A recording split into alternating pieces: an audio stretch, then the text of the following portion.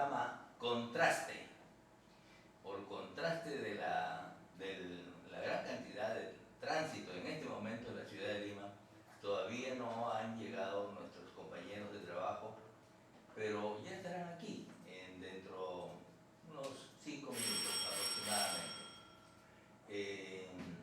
Hoy día tenemos un diálogo amplio con el doctor Mario Caruapoma Yance.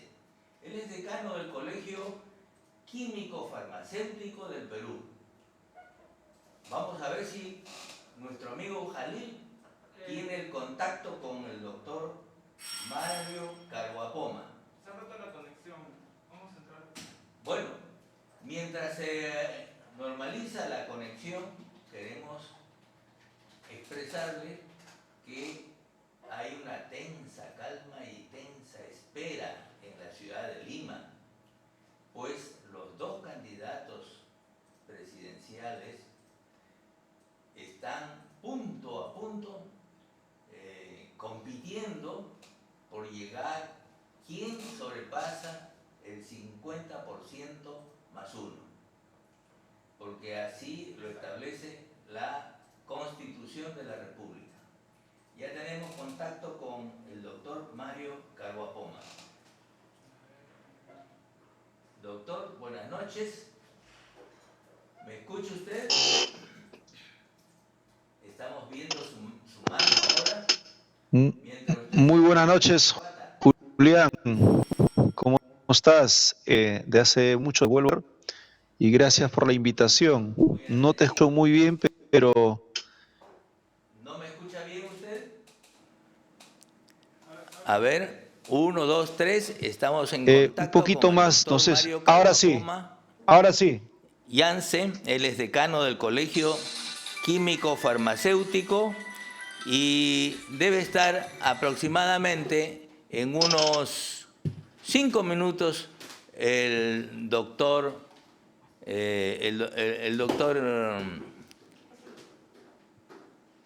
sí, ya está, ya estamos al aire, doctor Caruapoma.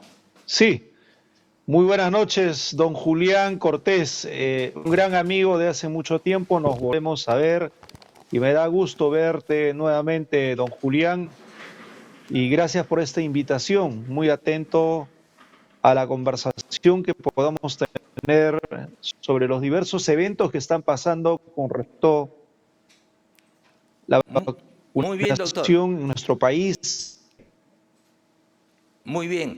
Bueno, lo primero que queremos preguntarle es una opinión acerca de lo que viene ocurriendo en la OMPE, porque hay una suerte de empate estadístico, ¿no? Hay, en ocasiones está ganando Pedro Castillo y en otras está ganando su contendor, ¿no? Entonces, su contendora, Keiko Fujimori. Así que están peleando voto a voto. Y aún pues hay, para los keikistas hay una suerte de larga espera, porque ellos esperan tener los votos desde el extranjero. Niños, silencio. Quisiéramos pedirle una opinión al respecto, doctor Caruapoma.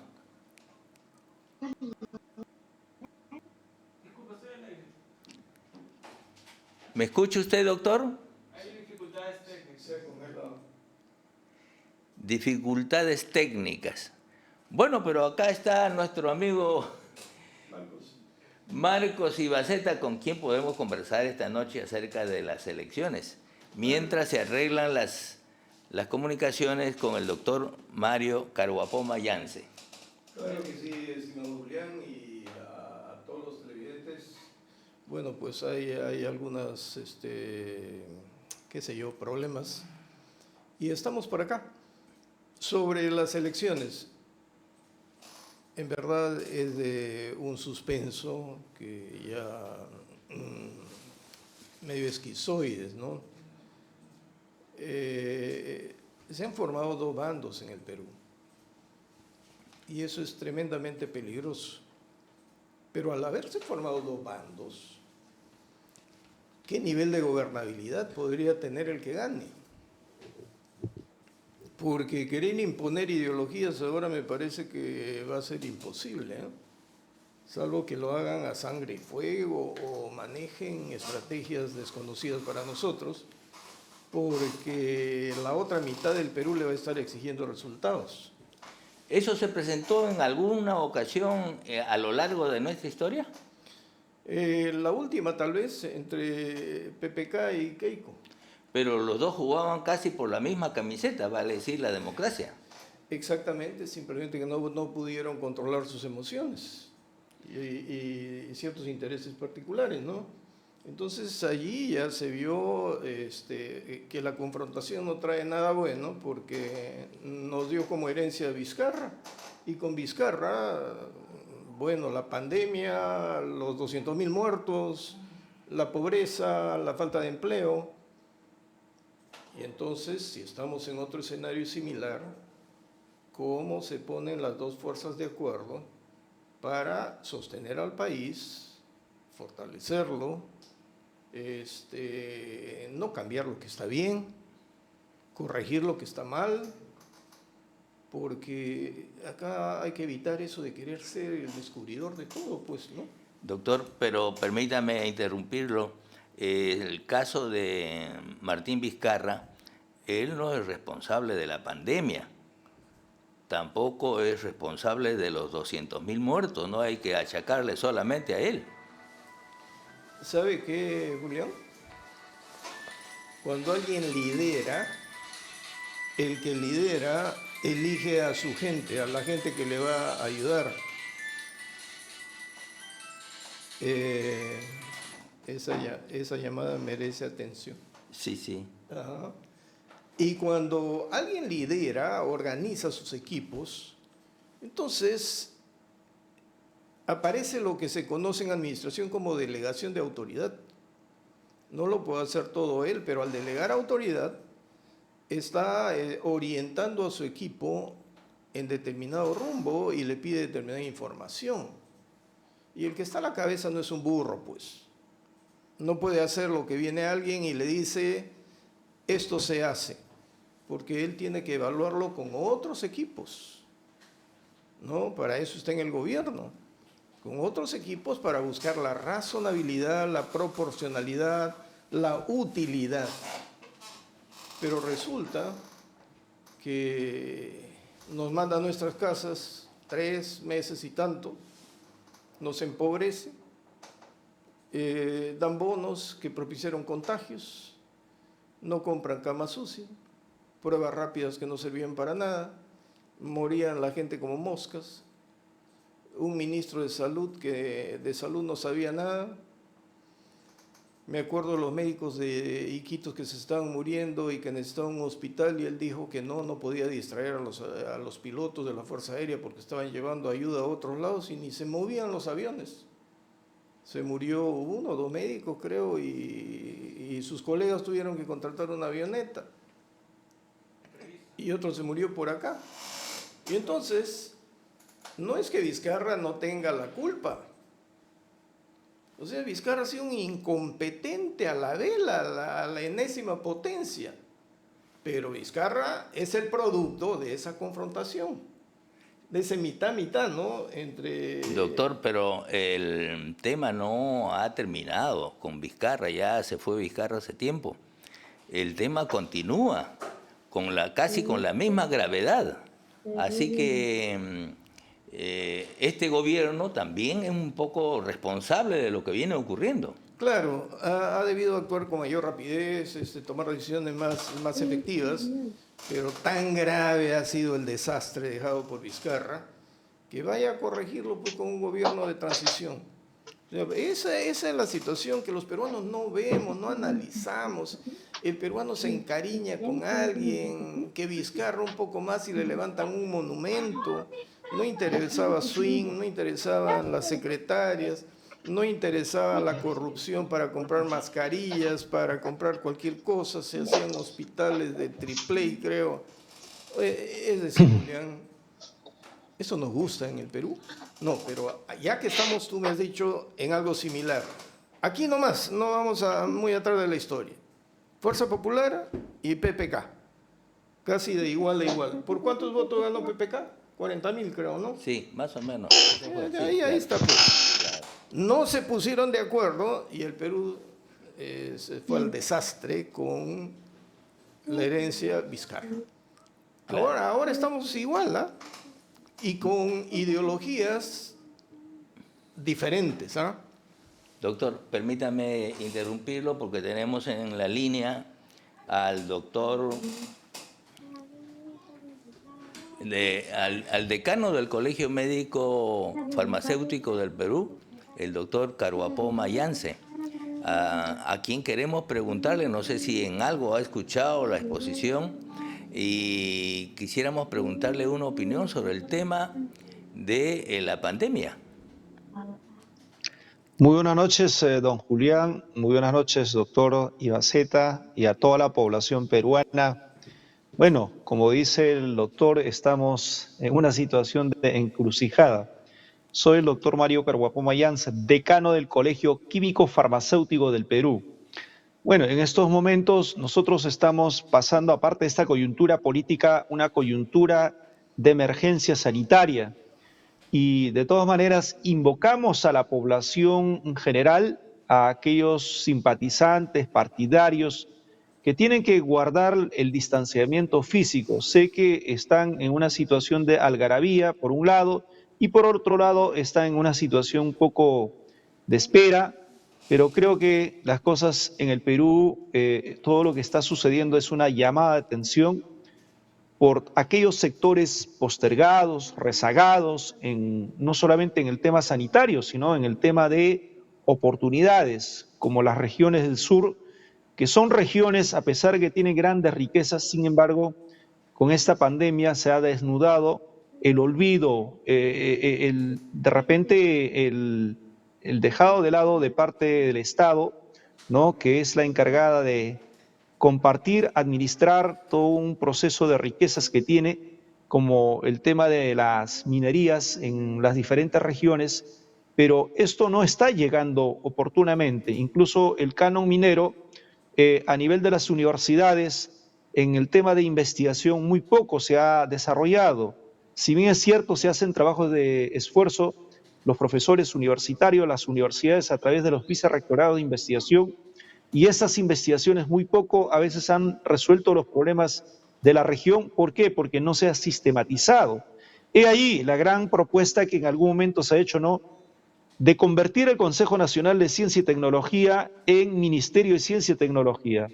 Ojalá en estos momentos que hay más de 17 institutos de investigación puedan permitir la creación de este Ministerio de Ciencia y Tecnología o la conversión del CONCITEC en Ministerio de Ciencia y Tecnología, para que a partir de ahí en cada región se puedan realizar trabajos de investigación en base a la biodiversidad, en base a los recursos naturales, pero dándole un valor agregado bajo la economía del conocimiento científico, y eso permita el desarrollo. En cada región las diversas enfermedades o las prevalencias de enfermedades son muy distintas. No es lo mismo que el de la costa con el de la sierra, no es lo mismo que el de la selva. Por eso que a través de estas realidades nosotros debemos tratar de descentralizar, ¿no?, el tema de emergencia sanitaria con respecto a las soluciones que en cada región podamos hacer. Esta pandemia viene una tercera ola para la cual hay que prepararse. La vacunación masiva está muy lenta. Por eso que, por un lado, los gobiernos regionales y gobiernos locales han solicitado al Ministerio de Salud, al gobierno central, que pueda permitir de repente la consecución de estas vacunas o la compra a través de los privados. Pero el gran problema es que a nivel internacional hay poca demanda de vacunas. No hay suficiente cantidad de vacunas, ¿no?, o poca oferta de vacunas en base a la alta demanda, y esto habría que tratar de solucionar oportunamente.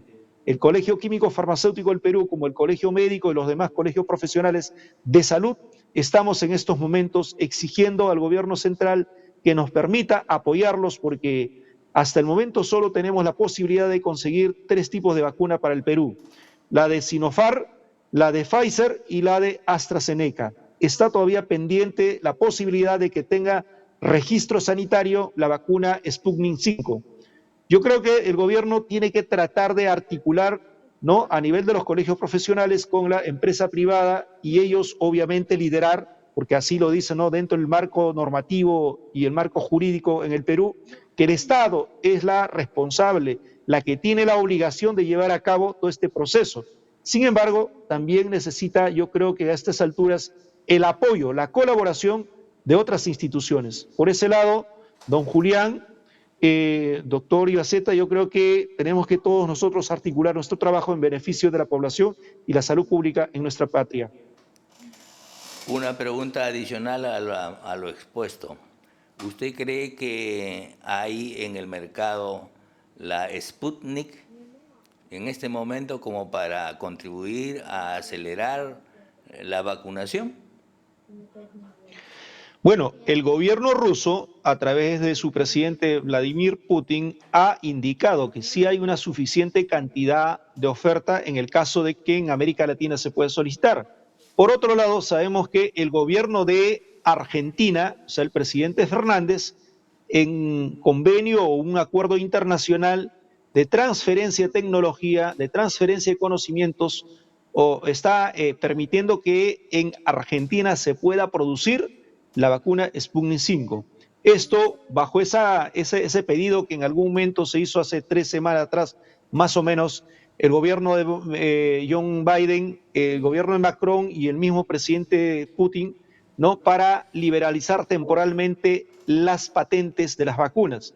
Y una de las que ya viene trabajando y generando estas condiciones viene a ser el gobierno ruso de la mano con el gobierno argentino. Entonces hay la posibilidad, o ya se está dando las condiciones para que en América Latina, Argentina sea uno de los primeros países que pueda producir esa vacuna en América Latina y pueda facilitar a países efectivamente de Latinoamérica, y esto permita también beneficiar a Perú.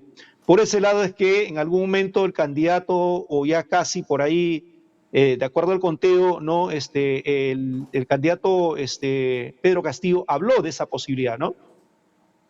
Bueno, ¿cree usted finalmente en esta parte que Relaciones Exteriores del Perú y las autoridades médicas del Perú se están quedando en cuanto a buscar nuevas fuentes de vacunas para la población nacional?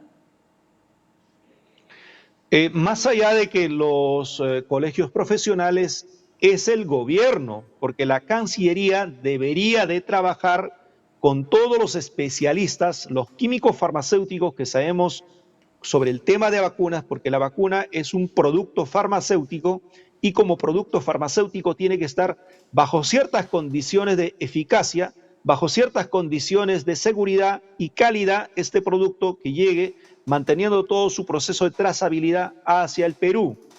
La vacuna Sputnik es una de las vacunas que no requiere tanto manejo de la cadena de frío y la logística como lo es la de Pfizer. La de Pfizer, para que se pueda trasladar del lugar central hacia los diferentes puntos de vacunación, requiere tener una cadena de frío muy especial, menos 70 grados Celsius. En cambio, las vacunas como la Sputnik y las demás vacunas requieren de 2 a 8 grados Celsius. Bajo esas condiciones es fácil llegar a diferentes regiones y pueda realizarse de manera oportuna el proceso de vacunación. Entonces, por ese lado, creo que el gobierno central, el Ministerio de Salud, de la mano con otras instituciones, debe coordinar, debe articular. Nosotros, a través del Colegio Químico Farmacéutico del Perú, estamos dispuestos a ofrecer expertos profesionales de nuestro gremio para que puedan participar en ello. Pero el gobierno no, hasta el momento no ha tenido una convocatoria, solamente está trabajando, ¿no?, con su equipo dentro de lo que ellos ven por conveniente, con el personal que cuentan, pero en estos momentos no es suficiente. Recién hemos vacunado un promedio de 5 a 6%, o sea que faltaría más del 90% de nuestra población para el proceso de vacunación. Y mucha gente en el trayecto está muriéndose. Esta segunda ola que ha sido mucho más fulminante y posiblemente venga una tercera ola que va a ser mucho más agresiva, tenemos que llegar por lo menos a una meta de una vacunación de 20, 30, 40, 50%, porque para lograr alcanzar esa meta de la inmunidad de rebaño necesitamos por lo menos a un 70, 80% de nuestra población vacunarlos, cuanto más antes, como lo han hecho en otros países hasta el momento. Cerca de 10 países nada más han logrado vacunar a un mayor número de 50% de su población. Israel, 80%, y ellos ya están regresando a la normalidad. Entonces, en el Perú nos hace mucha falta esto, ¿no? Su comentario, Si me permiten, conversando, intercambiando ideas.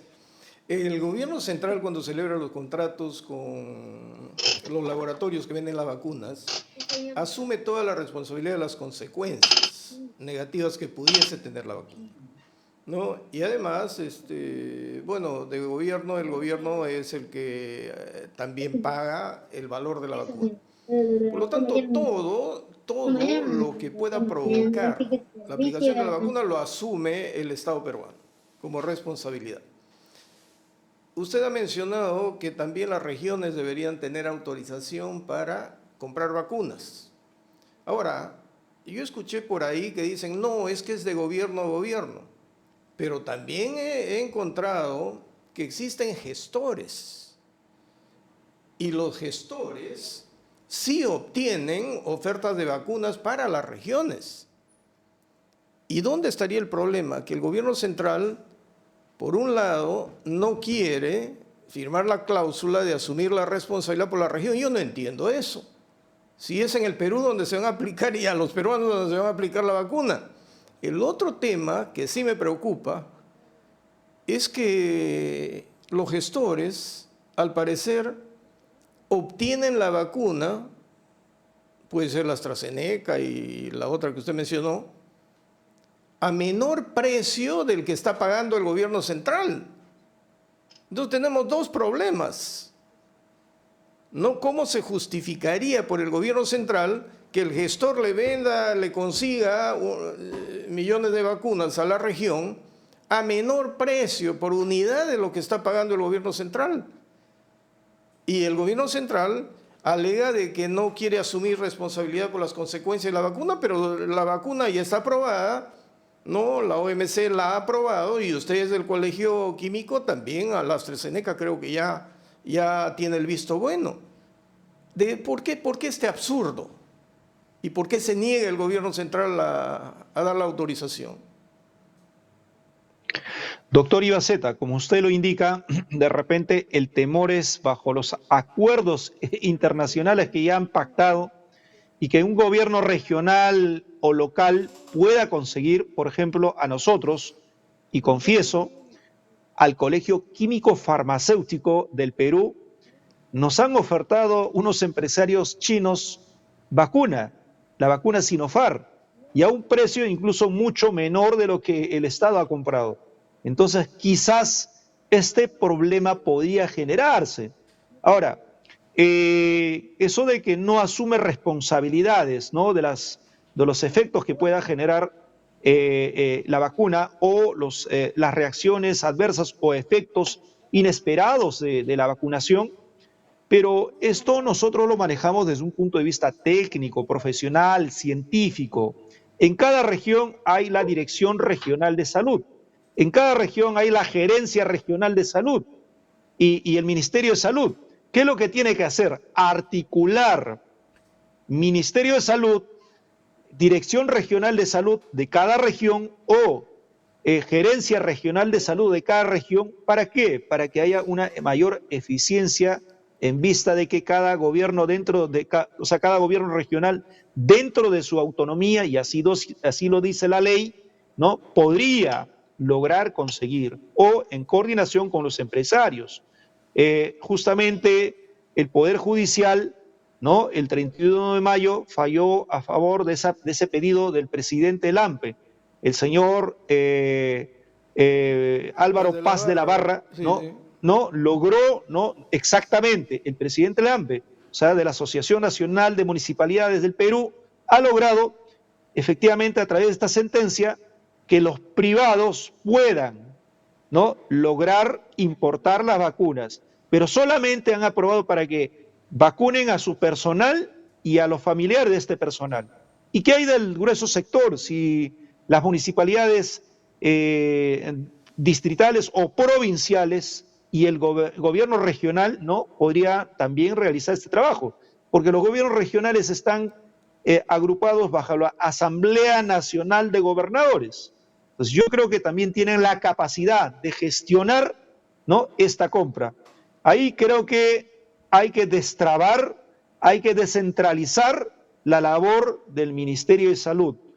La DIGEMIT, que es la responsable de autorizar, tenemos esas 3 vacunas ya con registro sanitario.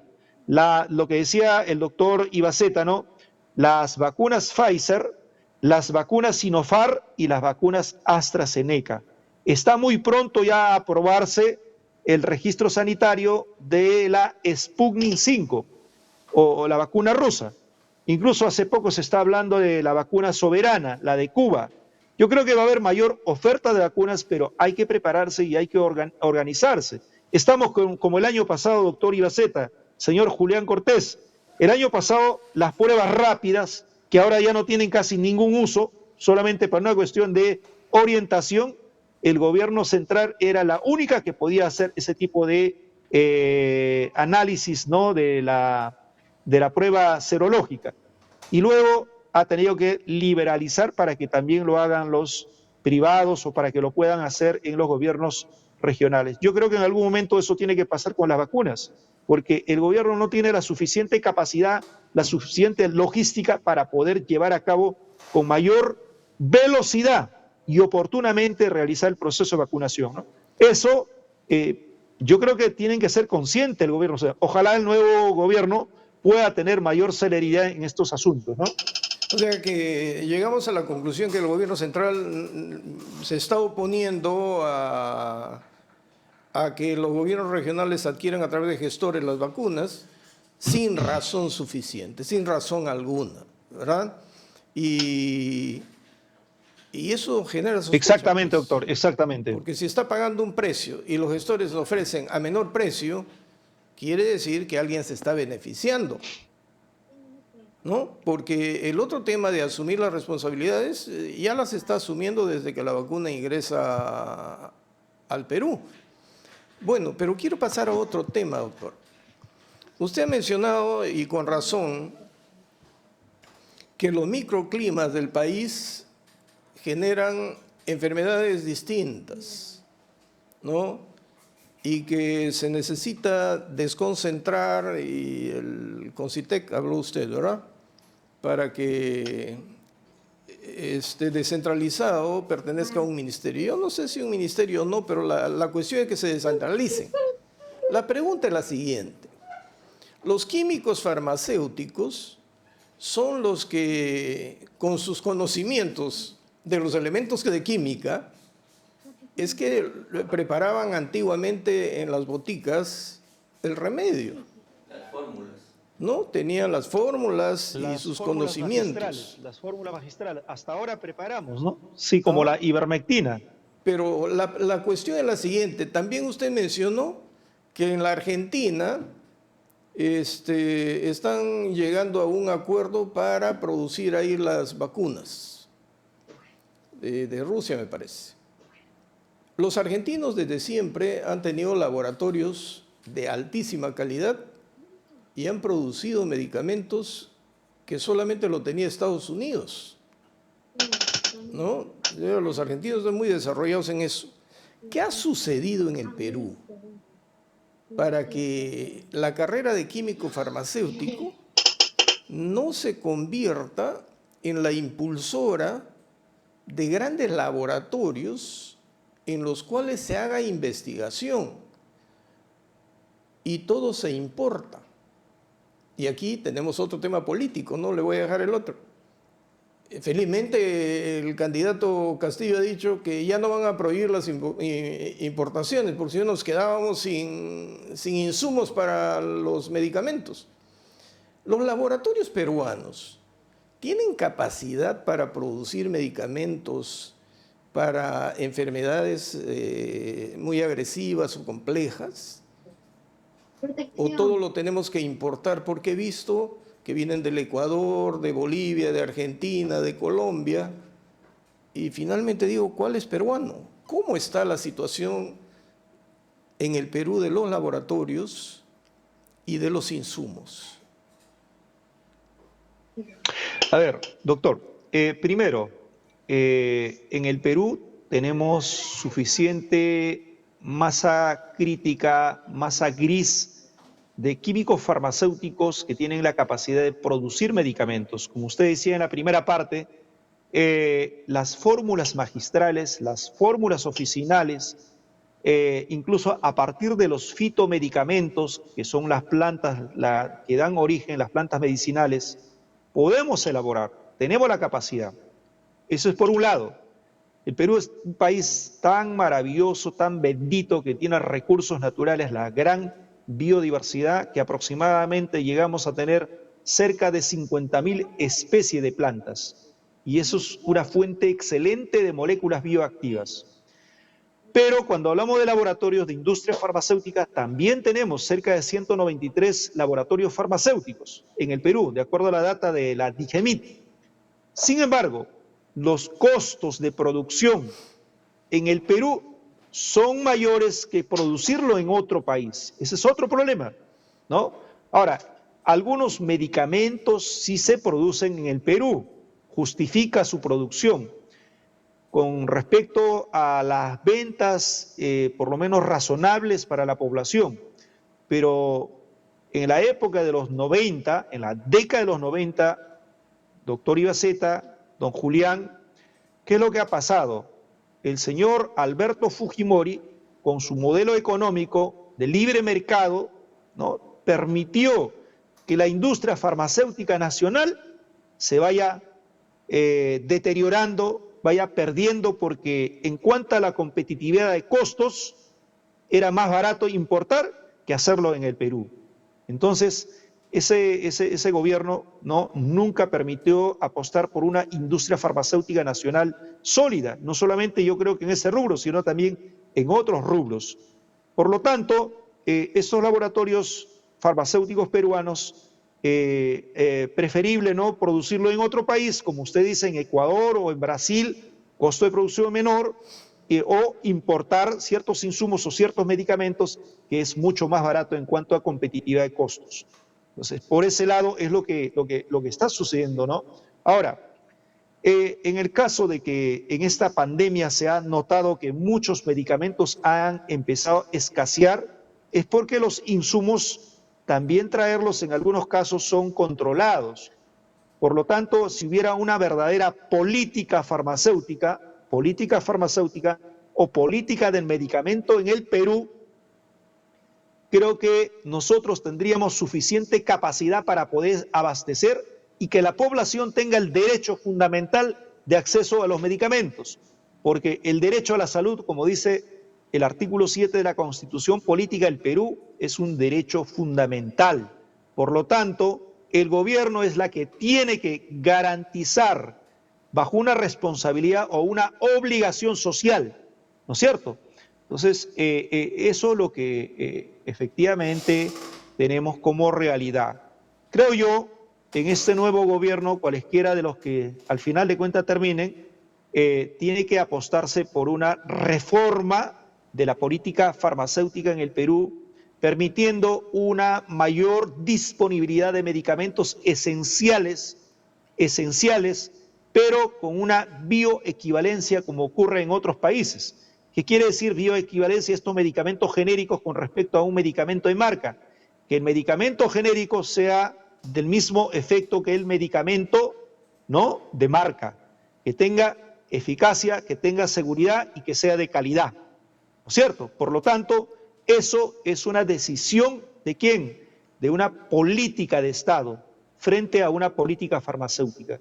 Creo yo, por ahí es donde nosotros tenemos que empezar a articular estos trabajos a nivel del Parlamento, a nivel del Ejecutivo y en todos los estamentos, ¿no?, públicos, privados, para poder garantizar un mayor acceso a medicamentos de nuestra población. Pero si me permites, Julián, la última pregunta ya.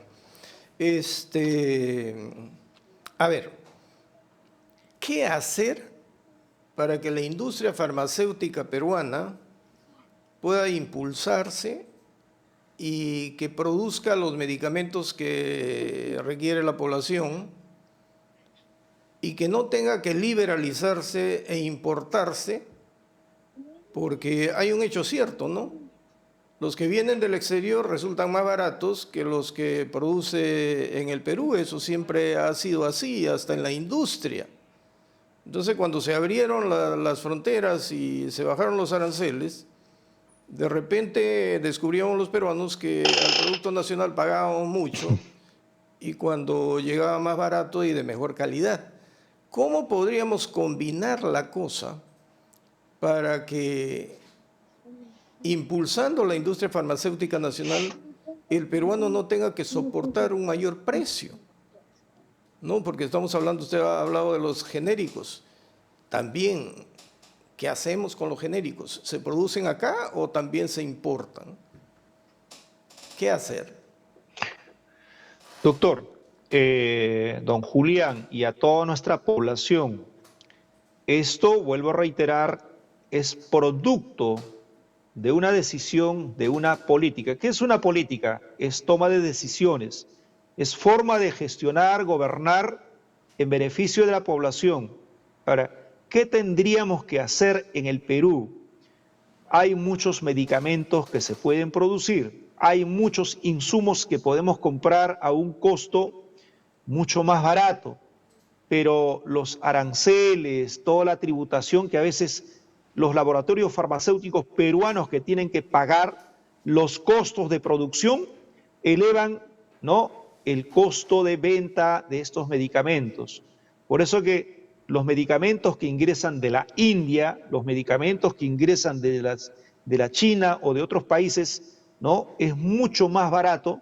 Ahora, ahí sí tenemos que tomar en cuenta en cuanto a la eficacia, la seguridad y la calidad. Los medicamentos que se hacen en el Perú cumplen con todos los requisitos. A veces los medicamentos que vienen de la China o de la India cumplen con los estándares de calidad elemental básico, pero en algunos casos a veces no garantizan ello. Entonces, creo yo, dentro de esa trazabilidad de estos medicamentos que ingresan al Perú, tendríamos que nosotros también tomar en cuenta que cumplan con esos requisitos. Sin embargo, estos laboratorios en nuestro país, si se le diera la fortaleza en temas de investigación, desarrollo e innovación, ¿no?, nosotros importamos, patentamos lo que afuera lo hacen. ¿Por qué en el Perú no se puede realizar desarrollo, innovación de productos farmacéuticos, darle un valor agregado en cuanto a la investigación? Muy poco se invierte en investigación, muy poco se fomenta la investigación. El Estado tiene que fortalecer dando ciertos beneficios, ¿no?, a estos laboratorios, a la industria farmacéutica peruana. Eso es toda una realidad, es toda una discusión. A veces dejamos de apostar por el desarrollo de la industria peruana, ¿no?, frente a las opciones que tenemos de los productos extranjeros y pensamos que a veces cuando vienen de afuera son mejores que lo nuestro. Creo que eso tenemos que quitarnos de la cabeza y trabajar bajo un criterio articulado desde el punto de vista legal, desde el punto de vista tecnológico, desde el punto de vista científico, ¿no? Doctor Caguapoma, nos ha vencido un poco el tiempo, estamos en exceso alrededor de 6 minutos, pero quisiéramos agradecer su participación y las propuestas que hemos escuchado son sumamente interesantes. Innovación tecnológica para tener nuestras propias medicinas, porque aquí en el Perú, ya lo hemos dicho, se consumen medicamentos que provienen de Bolivia, que se supone es un país de menos desarrollo que el nuestro, de Ecuador, de Colombia y por supuesto en gran abundancia de Chile. No solamente vienen los medicamentos de Chile, también vienen los empresarios con sus boticas, ¿no?, que han inundado toda la capital y seguramente las principales ciudades del país. Agradecemos su participación y le damos unos segundos para su despedida. Sí, muchas gracias, don Julián Cortés, reitero, después de tiempo lo veo, usted es un gran amigo.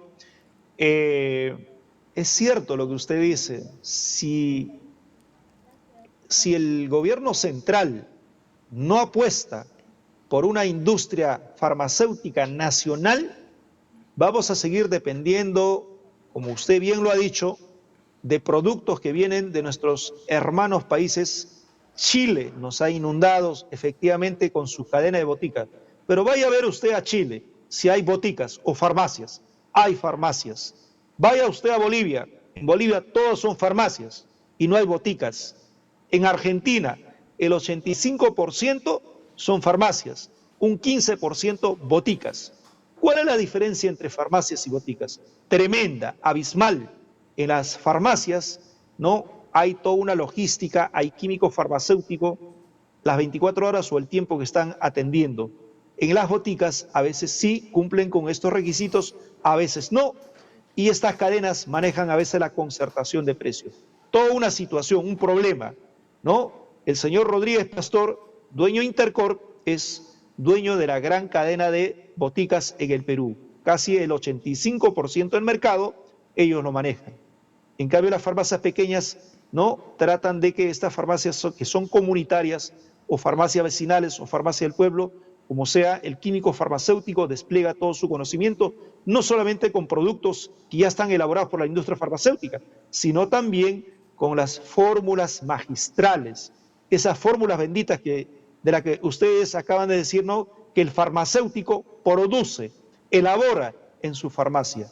Nosotros a partir de las plantas medicinales también podemos procesar y sacar pues las fórmulas fitogalénicas. Creo que hay todo un reto y seguramente más adelante nosotros vamos a seguir conversando.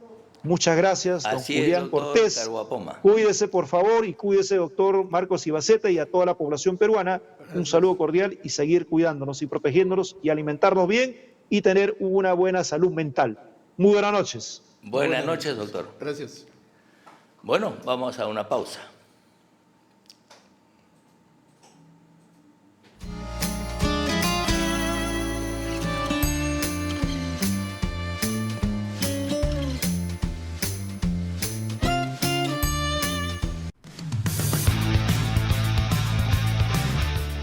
Hola, soy Omar Sar y todos los viernes a las 18 horas transmitimos nuestro programa El Constitucional por Onda Digital, canal 18.4 de televisión digital abierta en Lima y por Cable Más en el canal 791. Pero también se transmite a través de nuestro Facebook, Omar.Sar, y de las plataformas de Facebook y de YouTube Onda Digital Perú. Ya sabes, El Constitucional, viernes, 18 horas. Te esperamos. La mujer de hoy es trabajadora, emprendedora, no le teme realizar actividades que antes eran solo para los hombres. La mujer de hoy es mamá y eso conlleva una serie de actividades y oficios desde psicóloga, profesora, enfermera y demás actividades del hogar. La mujer de hoy es moderna, es femenina. Mujer de hoy, todos los miércoles a las 7 de la noche por la señal de Onda Digital.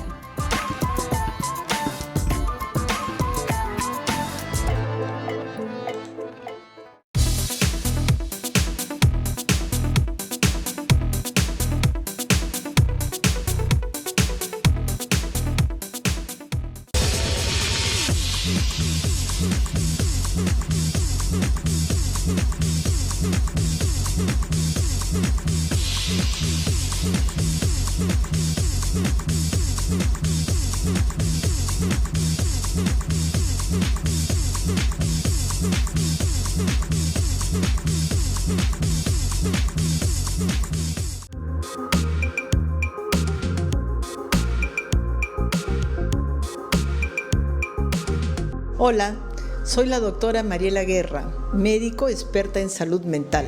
Y justamente pensando en tu mente es que todos los miércoles a las 8 de la noche estaremos desarrollando un programa que resolverá tus dudas, tus preguntas relacionadas a los diferentes tipos de problemas de la salud mental. Aquí en Onda Digital Perú, señal abierta 18.4, cable más 791. Puedes seguirnos en Instagram, Facebook, YouTube. Recuerda, todos los miércoles a las 8 de la noche tienes una cita con nosotros.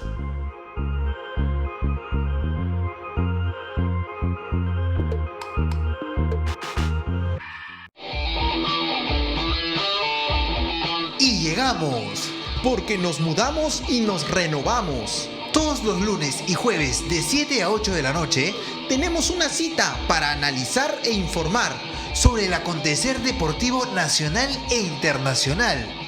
Esto es En Pelotas la Resurrección y lo verás solo aquí en Onda Digital. ¡Los esperamos!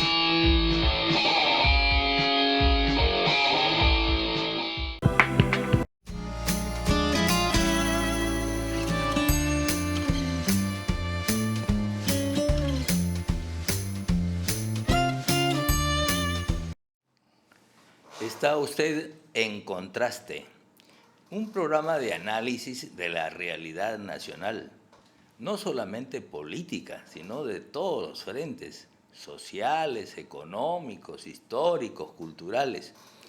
Precisamente hoy día hemos tenido una entrevista con el doctor Caruapoma Yance, quien nos ha ilustrado de cómo anda la industria química en el país. Y la verdad que muchos de nosotros no sabía cómo está esta situación del sector químico, ¿no? Y estamos recibiendo pues medicinas de los países vecinos y nuestra industria está en pañales. Bueno, vamos a preguntarle al doctor Ibaceta su opinión sobre lo que acabamos de escuchar, porque luego vamos a hablar sobre el tema de las elecciones. Bueno, el decano del Colegio Químico Farmacéutico habló de plantas, ¿no?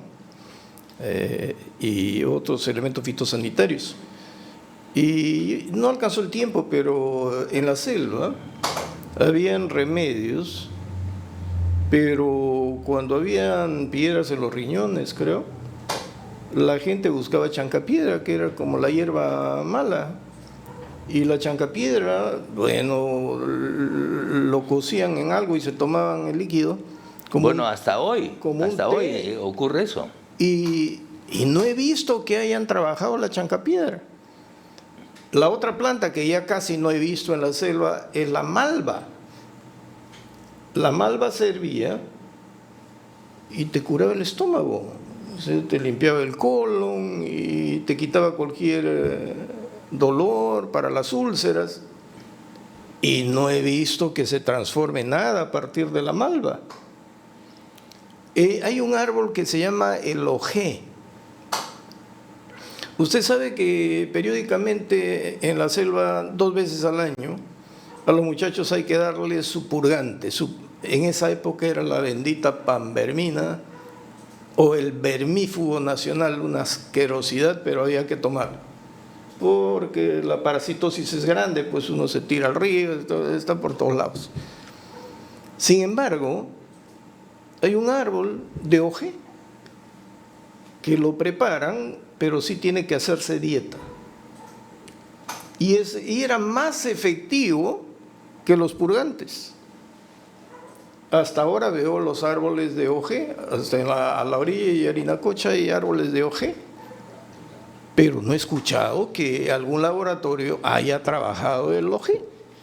O sea, y además de eso podría hablar de un mundo de hierbas que he visto y con los cuales la gente se ha curado. Usted siempre nos ilustra sobre el potencial de la Amazonía. Permítame expresarle que en mi pueblito, lindo que se llama Lunahuaná, sí, hay abundantes guanábanas que mucha gente lo toma para prevenir el cáncer. Y como usted dice, pero no encontramos el remedio en la botica ni en la farmacia, ¿no? Tenemos que ir a la planta directamente para sacar las hojas, hacerlas hervir y tomarlas como agua de tiempo. Pero el problema es que teniendo tanto, por eso la pregunta al decano del Colegio Químico Farmacéutico, ¿qué laboratorio se ha establecido, se ha instalado para que sirva como un centro de experimentación y desarrollo de productos a partir de lo que la naturaleza nos da en el país? Digamos, una suerte de INIA para el agro, una suerte de instituto de investigación para el sector químico. Pero claro, acopian, experimentan, producen, lo someten a pruebas y después, si da resultado, se patenta, pues, ¿no? Se patenta y si pueden que lo conviertan en genérico también, pero ya tenemos patentes peruanas. Pero lo que yo he visto siempre en la selva era que de la costa no llegaba nadie porque casi todas las universidades estaban en la costa, pues, ¿no? ¿O me equivoco? Salvo... Eso hará pues unas 3 décadas seguramente atrás. 3 décadas, ¿no? Ayer. Porque ahora sí hay bastantes universidades en la selva. Sí, pero hablando de 3, 4 décadas es hablar en la historia ayer. Mire qué tan abandonados estábamos. Claro. Que para estudiar había que buscar las grandes ciudades, ¿no? Y por eso es que una universidad que llega, bueno, todo el mundo va allí porque algo aprende, pero hay que controlarlas para que también progresivamente brinden mejores servicios de calidad y fomenten esta investigación y financien la investigación, ¿no? Porque tampoco hay financiamiento del investigador. O sea, uno quiere investigar y ¿quién le paga? No le paga a nadie. Entonces tenemos tanto y no investigamos nada, ni producimos nada, pero sin embargo, en la selva le contaba que nosotros veíamos venir gente de Europa, de Estados Unidos, por eso que en la selva cuando llegaba un rubio no llamaba la atención a nadie. Entonces yo cuando vine acá y después pasaba por la sierra, la costa, pasaban los rubios, los colorados, y todo el mundo los miraba. No, en la selva no. En la selva van a caminar porque siempre han estado ahí. Pero ellos venían a hacer sus doctorados. Sus doctorados estudiando plantas, estudiando la lingüística, estudiando la naturaleza, la geografía, el curso de los ríos. Es decir, llevaban toda nuestra información. Y al poco tiempo ya tenían productos que los colocaban en todo el mundo. Pero acá nadie lo veía. Los gobiernos ni se preocupan porque se pelean entre ellos o se dedican a robar, ¿no? Entonces yo pienso que a las universidades ya llegaron allá. Muy bien, conozcan esa realidad y vean qué cosas se puede aprovechar. Y todo lo que se puede aprovechar, instalen un laboratorio pues para sus investigadores. Pero doctor, yo creo que hay una suerte de dejadez de la autoridad universitaria, no solamente en la selva, sino también en la sierra, en la costa, porque tienen pues acceso al canon, en este caso de la selva, el canon petrolero, ¿no? Hay el canon minero, los árboles también pagan un canon. Entonces, creo que hay oportunidades, ¿no?, de invertir. Sí, hay muchas oportunidades. La cuestión es, mire, yo soy abogado, usted es periodista, y las universidades lo que más ofrecen son carreras de humanidades. O sea, o es escritor, o es comunicador, o es abogado, qué sé yo. Pero no hay carreras de ciencia. Y no porque en todo caso hay pocas. Pero son muy pocas, pues. Entonces, si vamos a poner carreras de ciencia, tal vez la UNI es la única que tiene una infraestructura más o menos, ¿no?, avanzada, pero todas las universidades que pongan una carrera de ciencias deberían tener todos sus equipos, máquinas. Yo estudié en un colegio nacional, pero que lo administraban los padres misioneros extranjeros de Quebec. Y que yo recuerde, en ningún colegio A de Lima he visto el laboratorio químico que teníamos en el colegio. Un paréntesis, doctor.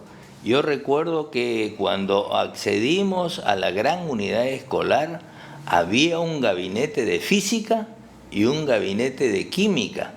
Además, nos informamos del gabinete de química porque de vez en cuando explosionaba un equipo, ¿no? Entonces, sí había, pero en la época de Odría.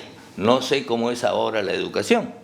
Sí, y yo recuerdo que nuestro profesor de química salía enfermo porque había que combinar ácido sulfúrico con agua. Y decía, si nos equivocamos, volamos el colegio y volamos todos nosotros. Pero mire, asumíamos el riesgo, ¿no? En la pizarra, ¿qué decían las pipetas, no? ¿Qué se pone primero? ¿El ácido o el agua? Primero. Y entonces ahí empezamos nosotros a tener idea de protocolos, de protocolos que los países desarrollados ya lo tienen. 1, tal paso. 2, siguiente paso. 3. Entonces en la pizarra decíamos 1, todo el mundo repetía. A repetir todo el mundo, el que ejecutaba ya sabía que no había peligro. 2. Entonces eso es tecnología. Claro. No, pero tecnología con disciplina, pues, porque los protocolos implican disciplina. Pero esa formación nos dieron a nosotros, y no profesores peruanos, había un tercio de profesores peruanos, sino que eran profesores que venían del Canadá, pues, y los sacerdotes también en lo suyo, ¿no? En lo suyo. Entonces, hemos descuidado todo eso. Entonces hay mucha teoría, mucha abstracción.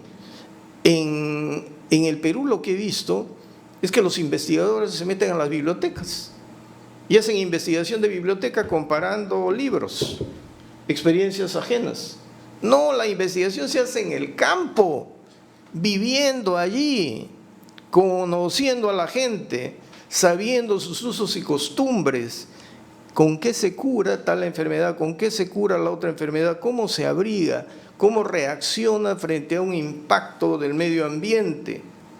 Y entonces con esos conocimientos y sabiendo qué utilizan, ya elige su ámbito de investigación, qué enfermedades tienen. Los médicos, de acuerdo a eso, cuando van a un lugar, ya saben qué enfermedades son las preponderantes y pueden tener los medicamentos para esas enfermedades más preponderantes. Pero nada de eso hay. Por eso ahora me hace gracia que digan la atención de salud va a ser la de avanzada, o sea, las postas médicas. Oigan, pero en los 60 del siglo pasado, las postas médicas estaban aquí, efectivamente más cerca a la población, pero había un equipo móvil. En la selva se movían por los ríos, los fuera de borda, ¿no? Y con personal de salud, donde iban a tomar muestras, donde iban a vacunar, a fumigar, que ahora no veo que exista eso. Estamos esperando que llegue y que nos empiece a despedazar. Por ejemplo, ahí, yo no entiendo cómo el dengue puede matar ahora. Pues, ahí quiero ¿no? preguntarle, ¿estima usted cuándo desapareció esa asistencia directa al campo? Porque yo por relaciones periodísticas, por ejemplo, en el caso del sector agrario, existían hasta hace algunos años la persona que hacía la extensión agraria. Iba personalmente donde los productores les consultaban qué estaban sembrando, qué abonos deberían echar, qué productos químicos servían para atender los gusanos de determinada o los ataques de enfermedades de determinadas plantas, ¿no? Eso también desapareció. ¿Cuándo desapareció en el caso de su propuesta? A ver, yo todavía dejé eso funcionando, pero cuando empezó a crecer la población, el Estado se retiró.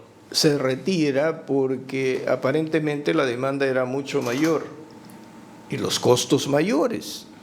Pero si bien los costos son mayores, La cuestión es que la enfermedad, una vez que se propaga, genera costos, pero a la enésima potencia.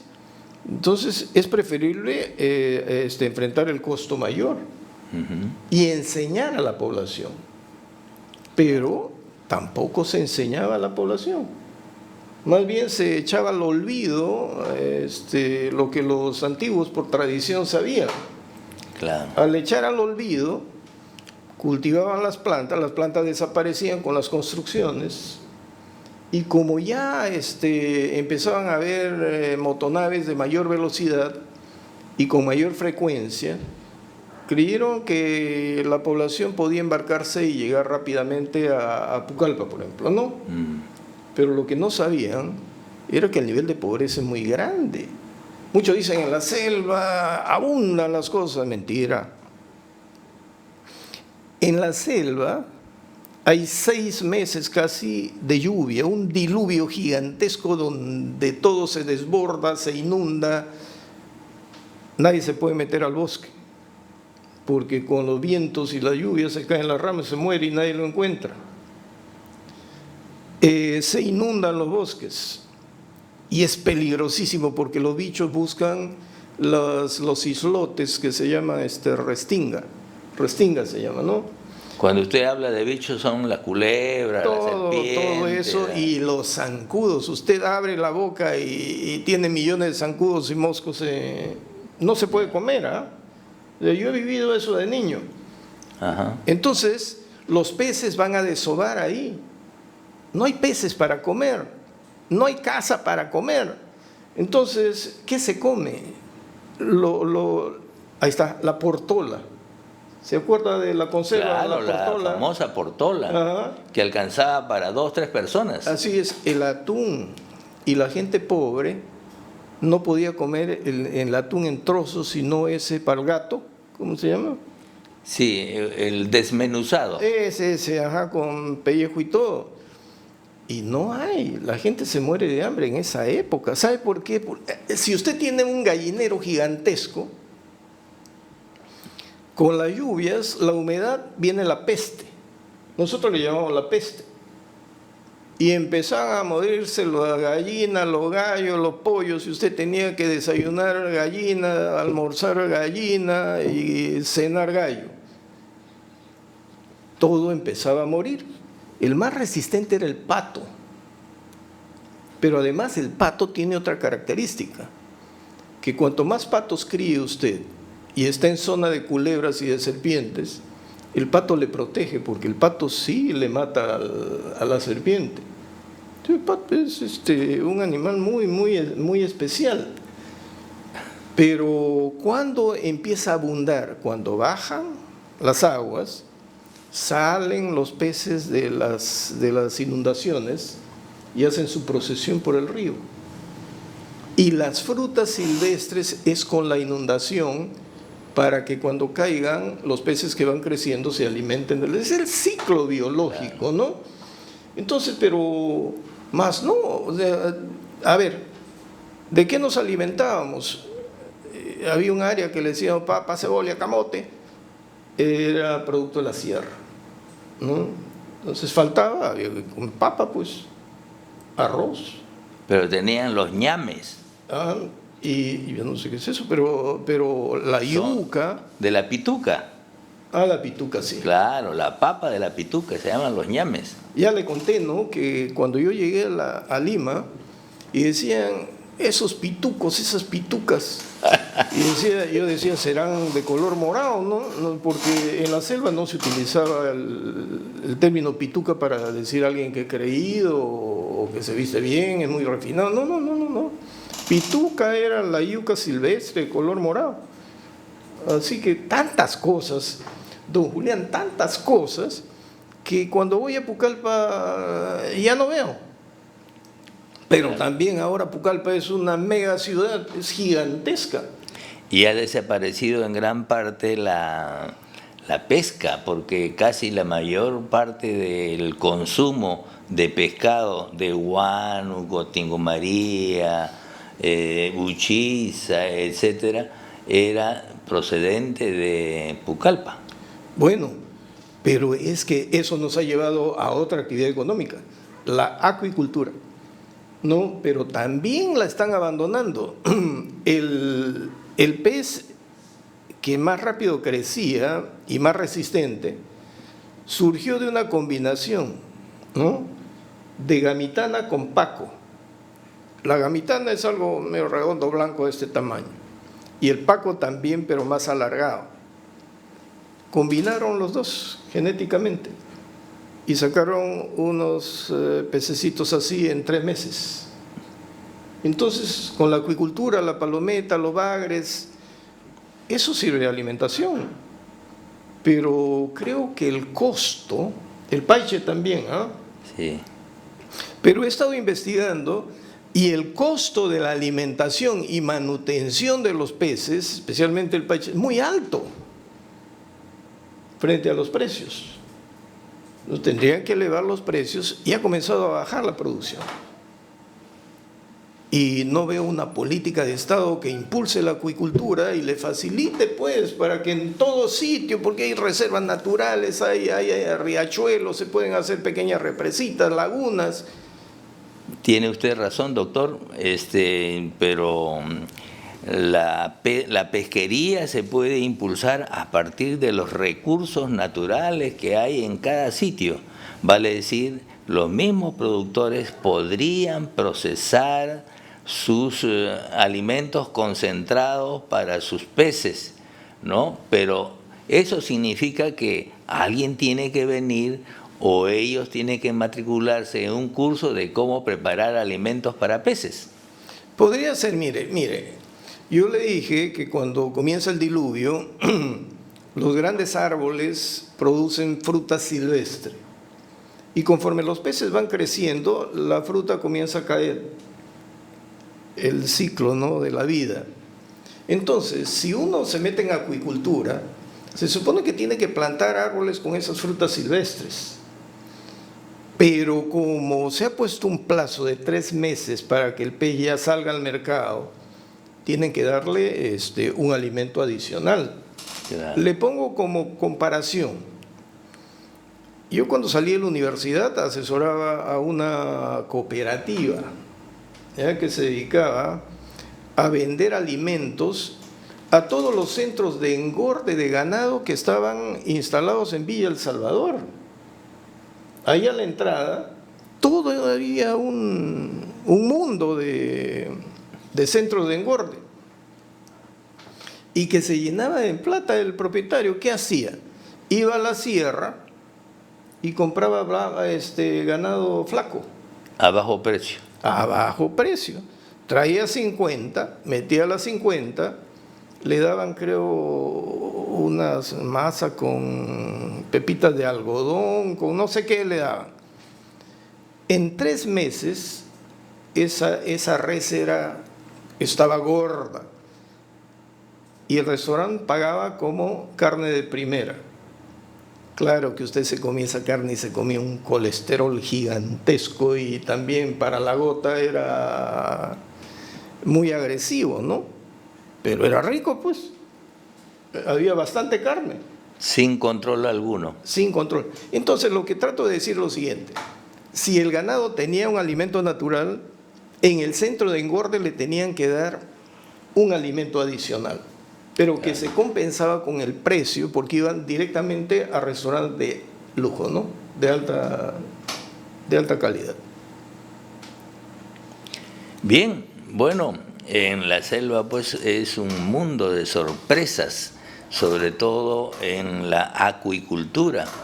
He visto yo unas fotos de bagres gigantescos que tienen que ser cargados entre 4 a 5 personas, cada uno por debajo agarrando una parte del pez, y el bagre se ha crecido de tal manera que pesa pues 150, 200 kilos.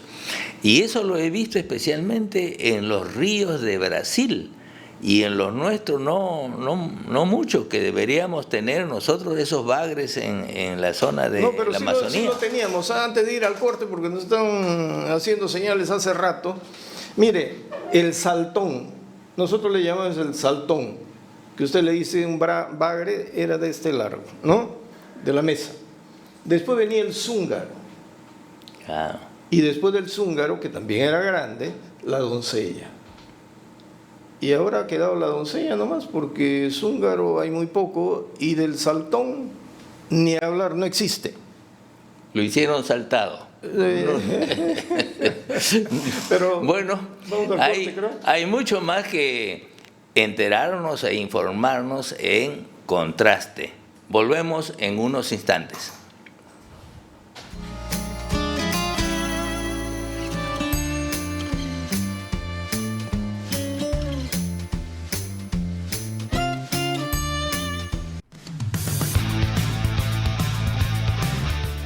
Hola, soy Omar Sar y todos los viernes a las 18 horas transmitimos nuestro programa El Constitucional por Onda Digital, canal 18.4 de televisión digital abierta en Lima y por Cable Más en el canal 791. Pero también se transmite a través de nuestro Facebook Omar.Sar y de las plataformas de Facebook y de YouTube Onda Digital Perú. Ya sabes, El Constitucional, viernes, 18 horas. Te esperamos. Algunas veces es formal, otras es más casual, a veces es pícaro, pero siempre muy entretenido. Por fin es hoy, con Hamilton Segura, por Onda Digital Perú, canal 18.4, también por Cable Más, canal 791 y por Facebook. Soy Elena Pérez Vargas y los invito a vernos todos los viernes a las 9 de la noche, Panorama Público, con las entrevistas a los especialistas en los temas relacionados al acontecer nacional e internacional. Todos los viernes, 9 de la noche, Panorama Público.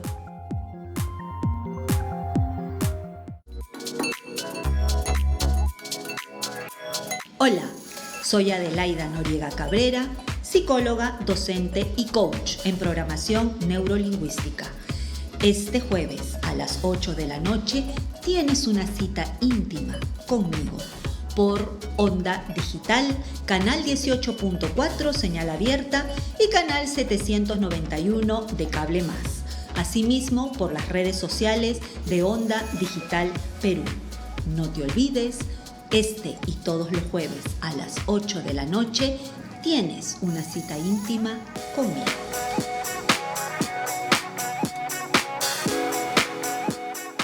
Hola, ¿has oído hablar de exportación o importación o sobre denominación de origen? ¿De los socios comerciales que Perú tiene? ¿Te interesa exportar productos no tradicionales o ser parte de una cadena de suministro? Soy Gloria Ramírez, profesional en comercio exterior y he venido a despertar ese bichito exportador que llevas dentro. Y si eres de los que perseveran, este programa es para ti. Todos los martes a las 9 de la noche te invito a mi programa informativo en positivo Persevera Empresarial. Aquí en Onda Digital, señal abierta, Lima 18.4 y Cable Más, canal 791. Y sus redes sociales en Facebook, Twitter e Instagram. También en mi página Persevera Empresarial Perú. Comparte nuestro link con familiares y amigos, incluso en el extranjero. Que todos sepan que no estás solo en tu emprendimiento. Nosotros estamos contigo. Ya sabes, los martes a las 9 de la noche en Onda Digital 18.4.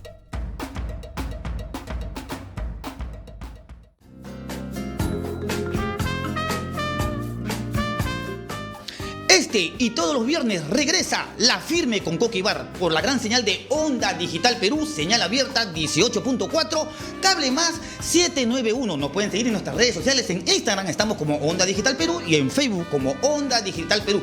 Ya lo saben, todos los viernes a las 7 de la noche tienen una cita con nosotros en La Firme con Coqui Bar, el retorno.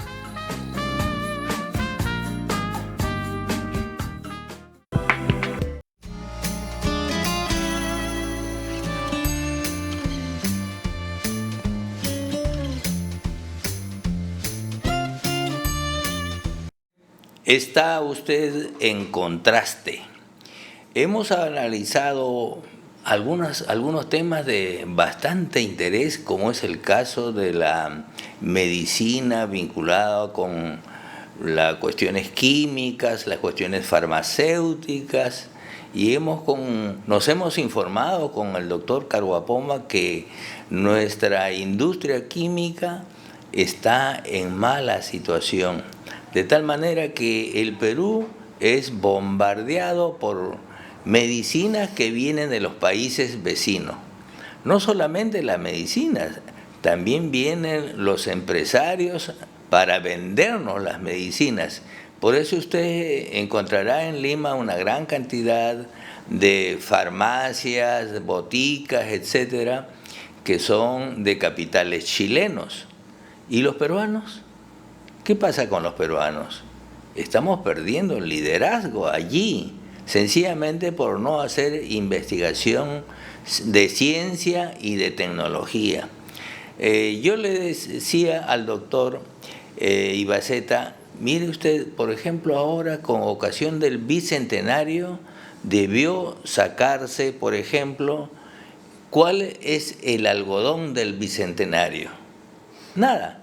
Por el contrario, nuestros productores están sembrando cada vez menos algodón. Deberíamos haber producido el maíz del bicentenario, especialmente el maíz amarillo duro que alimenta a las aves, y por lo cual en estos días se despertó una polémica porque alguien dijo: vamos a impedir el ingreso de las importaciones, de tal manera que no tendríamos maíz para alimentar a las aves, porque nuestra producción local no alcanza a cubrir la demanda. Deberíamos, por ejemplo, sacar un producto como la quinoa. Nosotros somos productores de quinoa, pero ¿dónde está la quinoa del bicentenario? No hemos hecho investigación. Y así sucesivamente, la maca y una serie de otros productos que deberían tener atención de nuestros científicos. No lo tenemos. Sin embargo, quiero saludar aquí a la Universidad José Faustino Sánchez Carrión de Huacho, que ha hecho investigación acerca del camote y del frijol y del maíz. Justamente el maíz amarillo duro han obtenido un maíz de alta producción y alta productividad. Todavía no está en el mercado, pero supongo que un par de años llega pues la semilla a los interesados que son nuestros productores. ¿Cuál es su opinión sobre este tema, doctor? Aquí en el Perú tenemos muchos prejuicios, ¿eh? A ver, sobre el camote, como ejemplo de prejuicio. El camote es un alimento muy integral, muy rico, pero sin embargo siempre se ha considerado el camote como comida de perro. Así es. Al perro se le daba solo camote, tremendos ollones de camote al perro. Y nosotros, no, ¿acaso en los picarones no hay un poco? Es que era para que tenga buen pelo el perro. Sí, pues, pero nosotros no veíamos tanto camote en nuestra mesa hasta ahora. Pero sin embargo, creo que el picarón tiene algo de camote. Así es, así es. ¿Y quién no quiere comerse picarones? Allí sí el camote está rico, o sea, hay que disfrazarles acá las cosas. Y el peruano es muy escogedor. Está bien que tengamos, qué sé yo... una biodiversidad, claro, generosa. Y chefs que preparan cosas muy ricas, pero eso de estar escogiendo la comida, no molesten porque todo es rico. En el otro tema económico, ¿no? El algodón pima y el tanguis no tenían tras de ellos laboratorios para ir mejorándolos, perfeccionándolos, pero eran tan finos, hasta hacerlos tan finos, que necesitaban centro de confecciones para costuras de altísima calidad. Entonces, el mercado para nuestro algodón y las confecciones que se hacían con ese algodón no eran populares porque eran caras. Claro. Pero entonces había que colocar en un mercado caro, ¿no? Pero para todos hay. E importar un algodón o combinar algodón de otras especies para abaratarlos. Sin embargo, al no tener mercado nosotros para vender algodón sin procesar, sin convertirlo en tela, entonces apareció el espárrago. Y vimos cómo se llenaban los campos desde Ica, comenzó en Ica, ¿no? Hasta Piura. Hasta Piura de espárragos. Y con el espárrago, que era mucho más rentable, Choteamos al algodón. Así es, desaparecimos el algodón. Y eso que somos un país donde se generó el algodón. Pero esto es porque nos dedicamos a un cultivo extractivo y no lo transformamos. Hasta ahora creo que, aunque el espárrago no necesita, sí, pueden hacerse conservas de espárragos. Así es. Pero yo no he visto mucha conserva de espárragos. Más bien he visto empresas que ya tienen vendida su producción a Europa o a Estados Unidos y vienen los técnicos de allá para ver si se cumplen los protocolos. Pero siempre es el espárrago suelto. Entonces, ¿dónde lo envasan, lo procesan? Allá. Siempre nosotros nos quejamos, somos extractivos nada más, no le damos valor agregado. No le damos valor agregado porque o no hay políticas o somos ignorantes, pues es más fácil, lo vendo rápido y no me complico la vida en transformarlo o darle algún otro valor, por ejemplo en el frasco, ¿no? Que vaya allí. ¿Acaso en el Perú no se vendía el palmito? Que eran rodajitas, y que provienen en su mayor parte de la selva. Pero claro, aunque en la selva nosotros nunca hemos conocido palmitos de esa manera. Para nosotros es la chonta. Ya. Es un cambio de nombre, doctor. Y nunca le hemos cortado en rodajitas, que decíamos esto no sirve. Siempre lo hemos deshilachado como espaguetis. Claro. Y salen unas ensaladas con su palta. Riquísima, de color blanco además. Su palta, su tomate, su limoncito. Pero de repente nos dimos cuenta que estábamos cortando todos los arbolitos de chonta sin sembrar, porque tienen una estructura especial. Claro. Creo que ahora los están sembrando, porque ya no alcanza. Oiga, Pucallpa en esa época no tenía ni 50.000 habitantes. Nos conocíamos todos. Ahora Pucallpa debe tener 200.000, 250.000 habitantes. Es una ciudad gigantesca. Quiero ahí agregar que estuve yo en Pucallpa y me dijeron que existen 600 pueblos jóvenes alrededor de Pucallpa. Porque ya llega hasta la Guaitía. Está cerca, la Guaitía todavía está lejos, pero, por ejemplo, el kilómetro 13, donde está la cervecería San Juan y estaba el cuartel del ejército, nosotros íbamos del colegio a hacer ya nuestra campaña final de instrucción premilitar en el cuartel.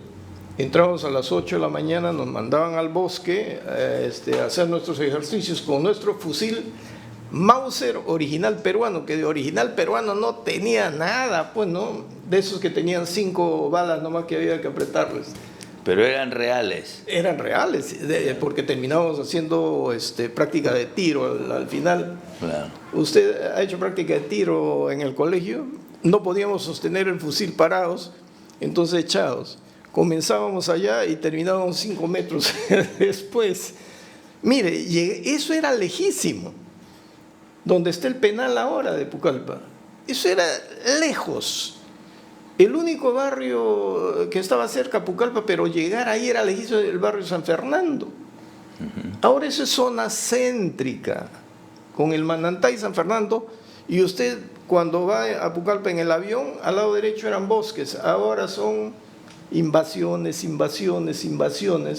y ese es el otro problema, ¿no? nos estamos llenando de gente, hay conflictos sociales con invasiones y la selva no puede alimentar si no hay planificación a tanta gente. Entonces, todo va a venir de la sierra, y ahí es algo que no entiendo también. Se habla de que la producción de papa se pudre y qué sé yo, pero en la selva se come bastante papa y hay tanta gente que necesita papas, cebollas, oyucos. O sea, es un mercado enorme. En Pucallpa hay 3 centros comerciales gigantescos como acá, ¿no? Entonces no estamos hablando ya de una pequeña ciudad. Tendría ahora la Laguna y Yarinacocha también. O sea, tendríamos, a ver, unos 30 kilómetros y de circunferencia sería el doble, y sigue avanzando por la carretera, y allí sí le doy la razón, porque en el kilómetro 34 hay un pueblo que se llama Campo Verde, que por la izquierda, viniendo a Lima, a 60 kilómetros del río Pachitea, en Huánuco, la provincia de Pachitea, no, ahora es la provincia de Puerto Inca. Y a la derecha, a 20 kilómetros, está Nueva Requena, que está a orillas del río Aguaitía. Si usted va hacia arriba del Aguaitía, llega al puente del Aguaitía. Y si va hacia abajo, desemboca en el Ucayali. Pero ya todo eso está poblado. Un poquito más allá está Curimaná, es decir, hay poblados por todo sitio. Pero el gobierno, el Estado, no se percata de nada de eso, no los organiza, no hay presencia estatal, no se investiga, no va gente a vivir. Los sociólogos, los antropólogos brillan por su ausencia, pero llenan las bibliotecas. En fin, nuestro país tiene tanto por investigar. Efectivamente. Y no lo hacemos. Usted ha mencionado antropólogos, investigadores sociales, ingenieros, etcétera. Yo creo que cuando hay que trabajar en, por ejemplo, pacificar una región como es el Braem, que está cerca de lo que estamos mencionando, el gobierno debería enviar soldados o policías, pero al mismo tiempo un ejército de investigadores técnicos y científicos para que asesore a esa gente en la producción. Sé que el Braem, por ejemplo, los productores sembraron cualquier cantidad de piña, pero se quedaron con las piñas cuando ya estaban maduras, no había forma de sacarlos, sí, porque el Braem está muy lejos de los grandes ciudades donde hay consumo. Pero se pudo deshidratar, por ejemplo. Necesitan obviamente plantas deshidratadoras y además necesitan ellos tener un aeropuerto muy grande para aviones pesados con tal de poder exportar sus semillas de cacao, sus piñas deshidratadas y una serie de otros productos, porque el Braem sé que es una región muy rica para la producción del sector agrario, ¿no? Tiene usted razón cuando dice que las Fuerzas Armadas siempre tienen que llevar a los mejores ingenieros, a los mejores médicos, a los mejores investigadores. Por ahí me enteré, por ejemplo, que los ingleses cuando estuvieron en el desierto allí en el Cuerno del África, sufrían mucho por el ataque a las moscas. Llevaron científicos y se pusieron a investigar qué color de tela producía aversión a las moscas. Hasta que encontraron el color de la tela que producía, interesante, ¿no?, que producía aversión a las moscas, ¿no? Los médicos. Miren, los franceses, cuando invade Napoleón Egipto, no se había descifrado los jeroglíficos. Así es. Encontraron la piedra Rosetta y automáticamente vino Champollion, un científico francés, y a través de lo que encontró la piedra Rosetta se descifró todo. Los ingenieros, ¿para qué? Porque cuando hay problema de desplazamiento, la logística falla. Administradores, ¿no? Administradores para ver que los proveedores cumplan los tiempos, que la comida se haga bien. En fin, un caso de proveedor que se ha novelado es de Pantaleón. Pantaleón Así es. era un capitán del ejército que pertenecía al área de administración y como administrador le envían a formar su equipo de visitadoras. Es extraordinario y no ha sido de la imaginación de Vargas Llosa. Eso ha sido un hecho real, porque yo de chico escuchaba que a los 4 meses que metían a los soldados en el cuartel, decían, van a salir los morocos, así que las señoras, las jóvenes, a sus casas a las 5 de la tarde. ¿Por qué? Porque se producían violaciones masivas. Pichanga, el grito de pichanga era que venía un batallón contra una chica. Entonces se buscó cómo solucionar el problema. Ahí surgen las visitadoras, pues. Hay otro tema en la sierra. Viajando por la sierra, yo veía que salía humo y no veía casas. Cuando uno se acerca, resulta que vivían bajo tierra y que al nivel de la superficie estaban los techos. Cuando pregunté, dijeron, no, es que acá no se siente frío. He ido por todas las ciudades grandes y no he visto arquitectura que busque replicar eso para bajar el frío, porque se mueren los animales de frío, muere todo el mundo de frío, ¿no? Así es. Pero nadie ha buscado el subsuelo como protección en la sierra. El otro tema, y con esto le dejo a usted ya lo que queda. En Pampa Galeras. Nos quedan 2 minutos. En Pampa Galera tenemos las vicuñas. Atrás del Chachani también hay una cantidad de vicuñas bajando a Arequipa, viniendo de Juliaca. Pero no hay fábricas que mejoren la producción y que se hagan telas. Alguna vez en Arequipa se vendían telas de vicuña, pero pueden hacerse mejor y habría trabajo para toda esa gente y a los hijos de esa gente, enviarlos a las mejores universidades y que se vayan al mundo como técnicos para que aprendan de tintes. No hay, pues, don Julián, porque no hay investigación. Hay 500.000 de personas que se dedican a la crianza de los camélidos andinos y ese 500.000 de personas las pasa de la Mar y la Morena porque están más abajo de la extrema pobreza. Bien, hasta aquí llegamos con el programa Contraste.